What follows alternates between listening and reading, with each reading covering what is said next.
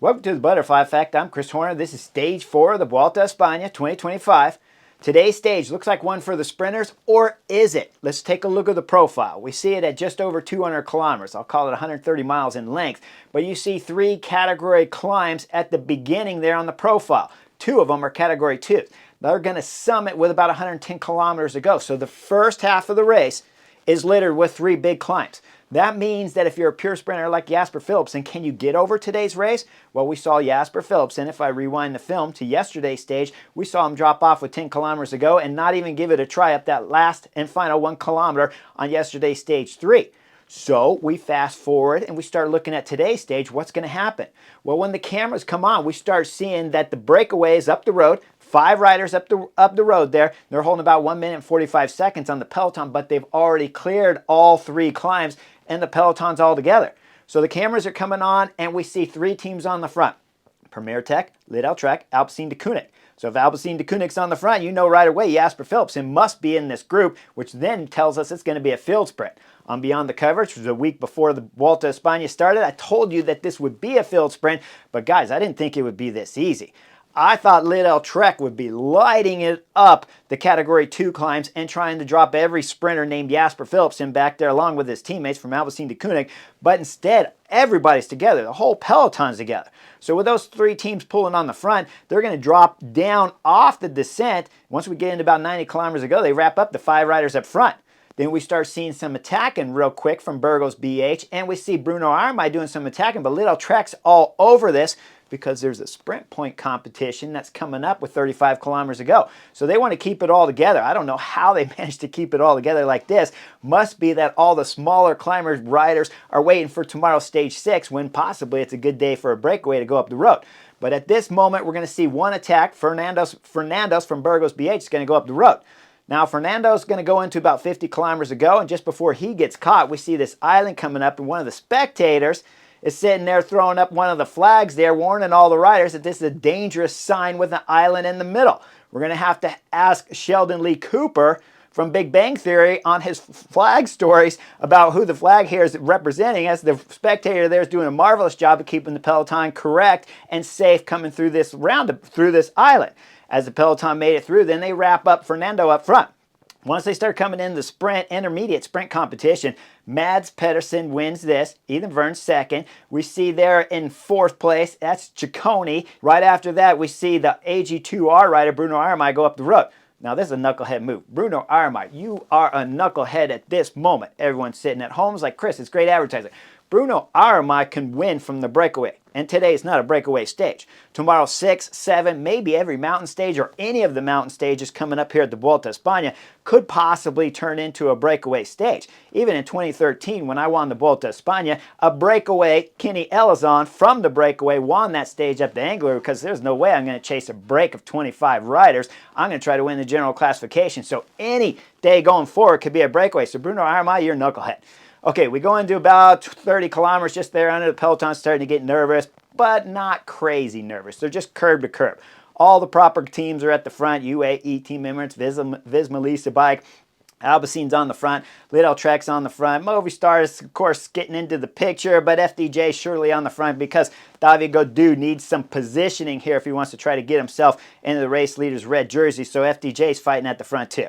We come into 17 kilometers to go. We see Jay Vine from UAE Team Emirates at the back of the group here. Okay, Jay Vine's having a little rough start here to the Vuelta a España in terms of time losses and having fantastic legs, but he's had a rough 25 season when he crashed at the Giro d'Italia, so he's riding the back to try to stay safe.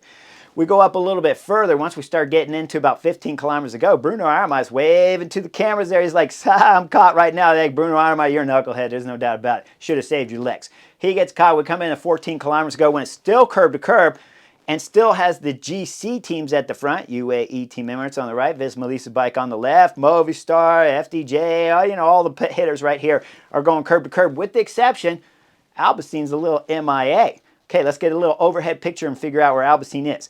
Alpecin's behind on the left side there, Visma-Leaserbike, because they have 3 riders left, Jonas Rickert, Edward Plankert, and their sprinter Jasper Philipsen. This is not a Tour de France type stage race here, so none of these teams are stacked with magnificent lead-out riders. That's why Alpecin-Deceuninck have to be careful with how they use their energy on this stage 4. But they have 3 of the best riders when it comes to a field sprint and 2 good lead-out guys. We saw that on stage 1 when Jonas Rickert was amazing at 1.7 back to throttle off. Edward Plankert was amazing to lead out Jasper Philipsen along with help from Jonas Rickert at the finish of that stage.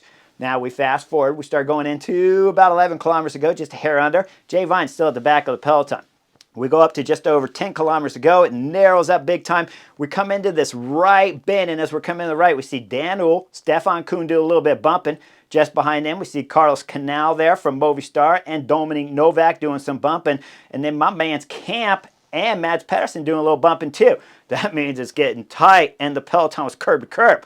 What's happening at the back? Well, at the back, you start seeing everyone hitting the brakes hard. Jay Vine's getting on the brakes, and he's running into the back wheel there of Damien Housen in front of him. So you see his back wheel come up, and Jay Vine hits the ground. Jay Vine, if you're going to ride the back, if you're going to give up time, at least have a little bit of knowledge that when it's going to funnel down and get nervous back there in the peloton and slow down and everyone's going to start braking hard. If time's not important to you, start backing off further. As we look back there, we see the other riders at the back. Leadout Trek gave Xavier back there, and we saw that he gave himself plenty of space. In fact, when we start pointing out Bahrain victorious Jack Haig there, Jack Haig, if I show that, he's got one hand off the bars, still had time to put them on and not crash, while Jay Vine did. Well, Jay Vine will get up. You see him with a little smile or a shake of the head there. He's a little frustrated, but it looks like he's laughing a little bit too. Now, as those guys start moving over to the right, this was super narrow. We had the concrete wall with the vines on the left side. We had the fans and the metal poles on the sidewalk on the right with the building there. So there wasn't much space. So when we look over to the left side, it's George Bennett that went down hard and got pile drive from riders behind him, landing on top of him. The Premier Tech rider's picking himself up off the ground, but first he was like face planting on the ground. He gets himself off the ground, and he's having a little bit of problems there. So we start seeing some of the spectators trying to help him out, lifting his bike up, and then he starts waving off the medic there. He's okay, but when he's limping, it looks like it's the same limp that he had from his first crash. Now this is a second hard crash here at the Vuelta a España. We're only on stage 4. Well, George Bennett will get himself up, will put his helmet back on, will get back into the group, not into the group, but get back on his bike, and we'll finish today's stage. Now we go up front. It's 9 kilometers to go, curb to curb. It's getting crazy nervous now. There's no doubt about it. We're under 10 kilometers to go. This is standard quo here for European bike racing. As it's going curb to curb, Visma-Leaserbike's got control. We look over on the right side. UAE Team Emirates is still on the picture, and Movistar's in the picture with just about 7 and a hair under. It's Michael Hessman up there on the front. If I rewind you to yesterday's stage 3, Michael Hessman was the one arguing with Søren Kragh Andersen because he couldn't go over the top of Søren Kragh Andersen, over the top like Sylvester Stallone did, and he can't make it over the top on yesterday's stage, so now he's putting on a show. But he's going to start digging too deep. As he's digging deep, Leadout Trek was still in the center row. Visma-Leaserbike, UAE Team members are on the right. And Michael Hessman starts pulling really hard, too hard than he needs to be doing at this moment. And he goes over to the right, and this squeezes UAE Team members out of the picture. They're going to drop back. We won't see much of them throughout the final of today's stage. But as he goes to the right side there, we start looking over to the left side, and then we start seeing Dylan Van Barley blow. What does that mean? Well, if Dylan Van Barley starts to blow, that means my man Victor Campenaut's time to put on a show because it's 5.5 kilometers to go. When Victor Campenaut starts throwing down on the pedals, he starts blowing things up. He's getting a little bit of control. Leadout Trek is there on the right side of him, and just behind Visma-Leaserbike and along with Leadout Trek is Alpecin-Deceuninck. Camp's throwing everything in it, but Leadout Trek's Baggioli starts coming to the front with about 5 kilometers to go, 4.8 I'll call it. As he starts pulling on the front, he starts drilling it hard, but he doesn't have his teammates with him. And then he blows about 100 meters later. As we see Baggioli blow, you just did too much. There is no reason for this. This was knucklehead move. So Trek, again, is putting too much power down at the pedals at the wrong time because we're still too far out. And Visma-Leaserbike, Victor Campenaut, is on the left side staying calm. As on the right side, Baggioli started blowing. He's looking left, right, and center, but his teammates are over there on the left side, so Baggioli's going to drop out of the picture. Now, Victor Campenaut is up there. He's starting to drill it, but things are going to start to change as Alpecin-Deceuninck start coming over the top of Visma-Leaserbike. There's 3 riders, as I already told you. Jonas, Ed, and Jasper Philipsen coming over left side over Visma-Leaserbike because they know Visma Bike are just interested in keeping Jonas Vingegaard safe. So now you want to get out of the way, because over there at the right side, it's starting to go fast over there, but it's not super well organized. But Lotto Destiny, they're starting to drill it because they got Eli Viviani, but they only got 2 riders. So you got to be real careful. We fast forward a little bit into 3.8 kilometers to go. Now this gets interesting. Okay, look over the right side. That's Kwiatkowski there from Team Ineos. He's drilling up the right side, just edging the gutter side there as he's passing up. And as he passes his team sprinter, Ben Turner, he starts looking back, making sure he's on his wheel. He's on his wheel, and then he starts accelerating to the front. Now, where did Ben Turner and Kwiatkowski come from? Let's back the film up to about 8 kilometers ago as we see Michael Kwiatkowski looking after Ben Turner. We go into 7 kilometers ago, it's the same scenario. We go into just about 6 kilometers ago, it's the same scenario. Then after that, when we start looking at a couple other spots, Ben Turner was by himself the whole time. But now at 3.8 and 3.7, Michael Kwiatkowski is coming to the front of the group right now, because this is the dangerous technical sections where we're going to hit a ton of roundabouts and it's going to start getting nasty. Now we see Premier Tech coming up the inside there in the center of the peloton. They're coming up with 3 riders. I'll call it Pierre-Andre right there. Stewart is coming up, and on his wheels, Ethan Vernon, their sprinter. They're flying up the center side there with 3 riders. Over to the left is still Alpecin-Deceuninck. Little Trek's over there. But Kwiatkowski's doing a magical job. If you guys want to know how to do a lead out, this is what I was talking about from yesterday's stage. There's no doubt about it. When you're trying to compare the lead out from Ben Turner sitting second wheel on Michael Kwiatkowski's wheel to Ben Turner's lead out yesterday for Filippo Ganna, where he blew himself up in 100 meters. Kwiatkowski does not do that. He is doing just enough to keep Ben Turner in good position at the front of the peloton, but never more. At times you'll see him drag racing teams, but you'll never see him trying to outpull teams right now from 3.8 and 3.5 kilometers ago when Premier Tech's getting on the front too. Now, as we come into the next roundabout section at 2.8 kilometers to go, Kwiatkowski's still in good position, and they'll exit with 3 Leadout Trek riders, 3 Alpecin riders, Arkea Samsic on the front. Kwiatkowski's in the picture, and Premier Tech's there.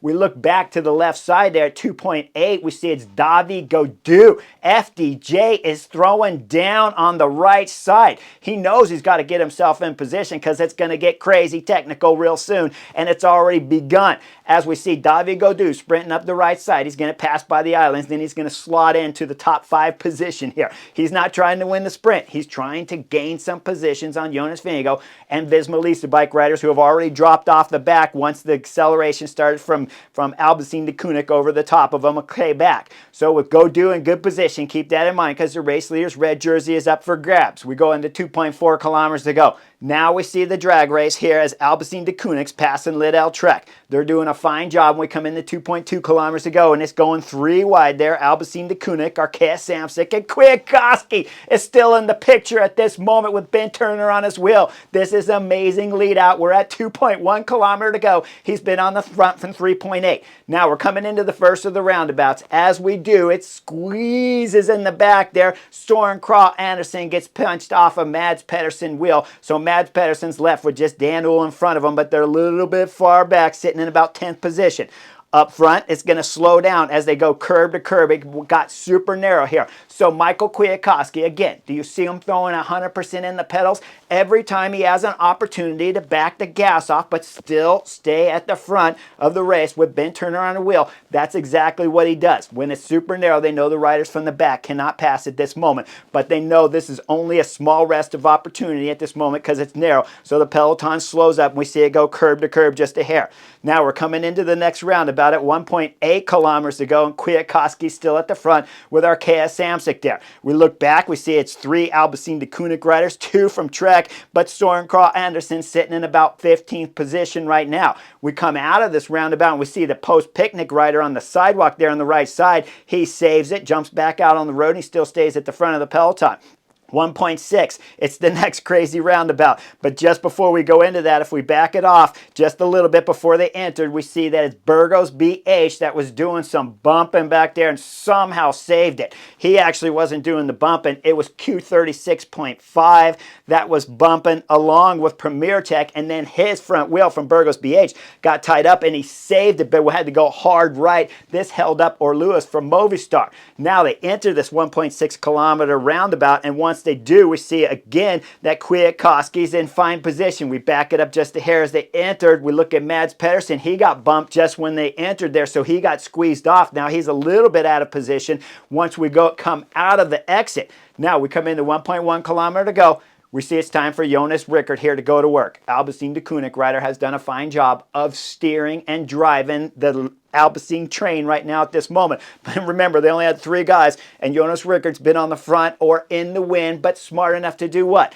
Not blow his legs and stay in good position and grab any amount of rest that he possibly can, because you cannot lead with 5 kilometers to go. You can't lead with 4. You can't lead with 3. But at 1.1, it's time for Jonas Rickert to go to work. So Jonas Rickert's throwing down. Michael Kwiatkowski's still at the front. Ben Turner's still there. Mads Pedersen is still in a good enough position as they're 3 wide there with Jasper Philipsen, Ben Turner, and Mads Pedersen all in a good position.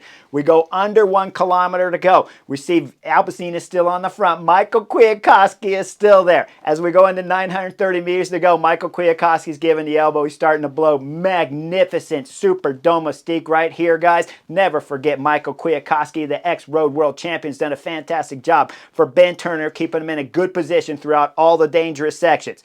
As we see Alpecin-Deceuninck in the front, we're coming into about 700 meters to go. Now Q36.5, along with Post-Picnic NL. One rider from each are taking over the front, but Jonas Rickert there slotting in the 3rd wheel, and he's still got Edward Plankert, and he's still got Jasper Philipsen on his wheel. As they come out of the 700 meters, now we see that it's Post-Picnic that's driving it on the front. We come into the next right bend at 600 meters to go. Mads Pedersen sitting in 3rd position. He's in fine position right now to win stage 4 if he's got the legs to beat one Jasper Philipsen and Alpecin-Deceuninck. Once they exit this, Jonas Rickert's on the left side there. As Jonas Rickert comes into about 500 meters to go, he blows. He's done a fantastic job. As he blows, he moves off over to the left side. I was a little bit surprised not to see a little bit of a sprint, but he's been on the front for a long time, so you got to forgive Jonas Rickert. He moves over. Edward Plankert's starting to move up. He's hitting out at 500 meters to go with Jasper Philipsen on his wheel. Remember, at 350 meters to go, they start the last and final left turn here. So Edward Plankert has to drill it into this corner. As he's drilling it down the center of the road, take a look at Mads Pedersen. He starts sprinting on the right side. As he's sprinting on the right side, we look back there and we see it's Ethan Vernon from Premier Tech sprinting up the left side. Mads Pedersen, though, can't pass on the right. He gets blocked from Post-Picnic NL. This will be it for any chance of winning the stage 4 here. Vuelta a España from Mads Pedersen, as he's got to slow down. Up front, Edward Plankert's drilling it. Jasper Philipsen's locked on his wheel. Ethan Vernon has slotted into 3rd position as they're coming side by side there with Jasper Philipsen starting this left bend. They're going side by side. Just behind them, who's that? That's Ben Turner. Ben Turner from Team Ineos sitting 4th position. Behind him, it's Bahrain victorious there, Barate, that's sitting just behind Ethan Vernon and behind the wheel there of Ben Turner. So he's sitting 5th. But up front, Edward Plankert's throwing down as they exit with 300 meters to go. You see the church in the background, and the road's going to start to go up with some bumps. They're going to go into a chicane with about 200 meters to go. But as we see the bump first at 250 meters to go, Edward Plankert's driving it. Jasper Philipsen sitting 2nd wheel. Guys, it's over. It's over. I'm sitting on the Chesterfield. There's nobody beating Jasper Philipsen right now. There's a little bit of a chicane into the finish, but you can't beat Jasper Philipsen with Edward Plankert leading him out on stage 4 of the Vuelta a España at this moment. It can't be done. As they come into the chicane on the right side there, Edward Plankert skimming the right side, doing a fantastic job at 200 meters. They exit right there at about 175 meters to go. There's a little gap back there to the Bahrain victorious riders. He's starting to blow. Fabio Christian from Q36.5 is trying to come around him. But guess what? Ben Turner has started his sprint at about 175 meters to go, but it's hard to see it on the camera. But trust me, he's starting his sprint. Up front, Edward Plankert is drilling it. Then we start looking at Jasper Philipsen sitting 2nd wheel. Nothing's happening as they're coming into about 125 meters to go. And that chicane now has moved over to the left side. So we see Jasper Philipsen sitting 2nd wheel and Edward Plankert first, leading him out into about 125 meters to go. But Ben Turner's flying around the outside. We get into 100 meters to go, and nothing has still happened with Jasper Philipsen. He's gotten blocked in now as Ben Turner's come over the top, and we look behind Ethan Vernon side by side. Jasper Philipsen can't go anywhere, so he's blocked up. We come into about 15 meters to go, Ben Turner sits up and celebrates as he points to the Team Ineos jersey and then lets out a huge roar to win stage 4 of the Vuelta a España. Behind him, Jasper Philipsen gets second. Edward Planker gets third, the lead-out man for Jasper Philipsen. And fourth is Ethan Vernon from Premier Tech. Now, what really happened? That was the way you saw it live. Now we have to look at the replays to see what really happened. Let's look at the front view. As we come into 175 meters and 150 meters to go, as Edward Planker's drilling it, Ben Turner had started his sprint. They're coming through the chicane. The road's bending to the left. So it was a little bit of a easy left to begin with, a little bit of a right where they are against the fencing. Now they're coming into the left at about 125 meters to go. At this moment, you see Jasper Philipsen yelling at Ed Planker, "Go right, go right, go right." Jasper Philipsen started his acceleration, was hoping that Edward Planker, his lead-out man, his experienced, educated lead-out man, would know to go to the right and leave the inside open. Because what? The inside line is the fastest line. There's no doubt about it. So Edward Planker didn't move right as Jasper Philipsen was yelling at him multiple times. Then he had to back off the throttle. Remember, there was a bump all the way to the finish, coming from 300 meters to go all the way to the finish. So if you back off the throttle just a little bit, as Ben Turner has started his sprint cleanly at 175, now flying around the right side, Jasper Philipsen lost speed. Then he got trapped behind his teammate who never moved to the left or right side. Can't move to the left, but has to move to the right. Got locked there, and he had Ethan Vernon on the right of him along with Ben Turner there. He had no place to go. When it's all said and done, Alpecin-Deceuninck, Ed Tunes, you were a knucklehead on today's stage. There's no doubt about that. You were beautiful on stage 1. You were money.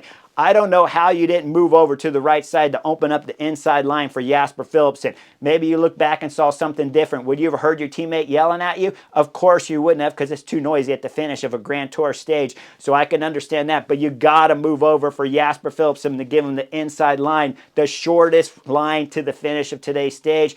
Instead, Jasper Philipsen loses today's stage. Ben Turner wins today's stage. He was spectacular. Michael Kwiatkowski, even better. You were money starting that lead out 3.8 kilometers ago. But Ben Turner, you got a little bit of a gift right here, because Edward Planker was a knucklehead in today's stage. But that being said, that's what makes sprinters win stages. If you're prepared, if you're ready, if you're on fine form, and Ben Turner's on good form. There's no doubt about that. So he deserves today's stage victory, because when you start making mistakes at 125 meters to go, that's how you lose sprints. Now, David Gaudu. Remember David Gaudu, the Frenchman? Well, he finished 25th on today's stage, so he'll take the race leader's red jersey, because, of course, there's no chance that Jonas Vingegaard is going to stick his neck out there, and he probably shouldn't. It's probably a wise move to do.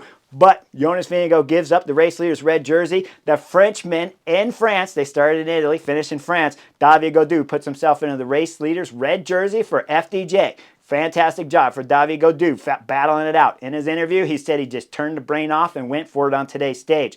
Like and subscribe. I'll see you guys for the next edition real soon.